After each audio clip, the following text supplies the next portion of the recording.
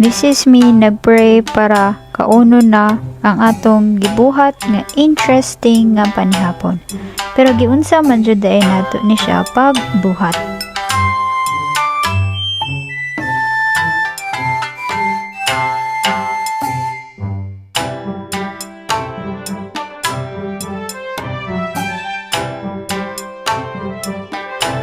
First, atong giandam ang plato and make sure nindot ang suga para attractive pod ang ato ang gi-prepare, and then atong i-focus.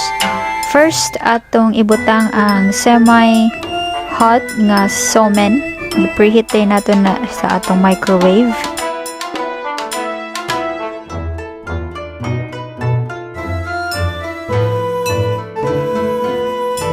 Next natong ibutang ang ato ang kina-crispy-hang fresh carrots. Ato na siyang gi-slice into julienne. Sakto baka na ko ang term. Basta nigipis na siya para dali lang siya usapon.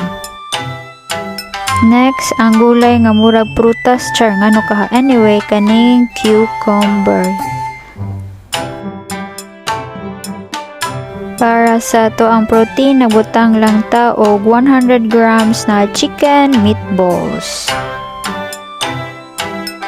Then for seasoning and extra cake, ang ato ang homemade chili oil. Mo ni tong chili oil nga naay onion.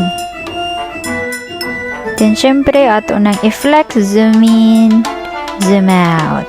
Itadakimasu.